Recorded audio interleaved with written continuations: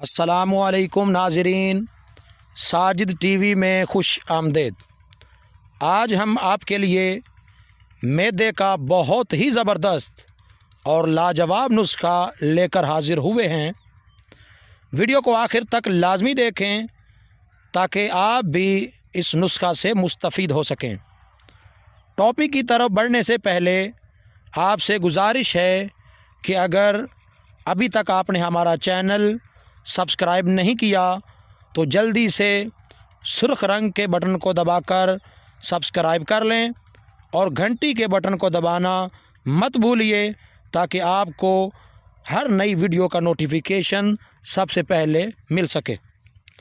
मैदा हमारे जिस्म का एक अहम हिस्सा है जो कि हमारे निज़ाम-ए-इंतज़ाम को चलाने में अहम किरदार अदा करता है। इसका काम खाने को हज़म और आंतों की हिफाजत के लिए मुख्तलिफ़ रतूबतें खारिज करना है। मैदे से खारिज होने वाली रतूबतें न सिर्फ़ खाने को हज़म करने में मददगार साबित होती हैं बल्कि पेट की बहुत सी बीमारियों से हमें महफूज भी रखती हैं। मैदे का किसी मर्ज़ में मुब्तला होना गोया तमाम बदन के बीमार होने के हम्मानी है, क्योंकि जो नक्स मैदा में होगा वो ग़िज़ा के ज़रिए तमाम बदन में पहुंचकर ख़राब असर पैदा करेगा। लिहाजा मैदे में अगर ज़रा सा भी नक्स हो तो इसको मामूली समझकर खामोश नहीं होना चाहिए बल्कि इसके इलाज की फ़िक्र करनी चाहिए। आपको जो नुस्खा बताने जा रहा हूँ इसकी खासियत ये है कि ये नुस्खा मैदे के तमाम अमराज जलन, गैस, कब्ज़, बदहज़मी, तबखीर, पेट का दर्द, मैदे का दर्द, इन सब में यकसा मुफीद है।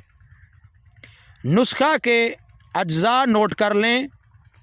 सबसे पहले नंबर 1 पे आपने जो चीज़ लेनी है वो है नुशादर ठीकरी, ये आपने 1 तोला लेनी है। और नंबर 2 पे नुशादर टिक्की 1 तोला ये लेनी है। और नंबर 3 पे जो खार 2 तोला आपने ये लेनी है। और नंबर 4 पे कलमी शोरा जो है 2 तोला आपने ये लेना है। और नंबर 5 पे सुंड, ये 2 तोला आपने लेने हैं। और नंबर 6 पे काला नमक, जिसको सया नमक भी कहते हैं, 2 तोला आपने ये लेना है। और नंबर 7 पे 7 लीमू, 1.5 तोला आपने ये लेनी है। और नंबर 8 पे काली मिर्च, इसकी मिकदार भी आपने 2 तोला लेनी है। और नंबर 9 पे अनार दाना, इसकी जो मिकदार है वो भी 2 तोला आपने लेनी है। और नंबर 10 पे सौंफ हैं, इनकी मिकदार 250 ग्राम है।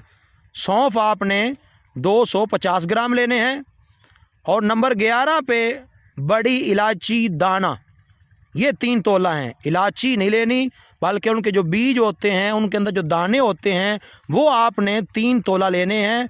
आप अंसार वालों से पूछ सकते हैं कि कितनी मिकदार में हम इलायची लें जिससे 3 तोला जो है दाने निकल सकें।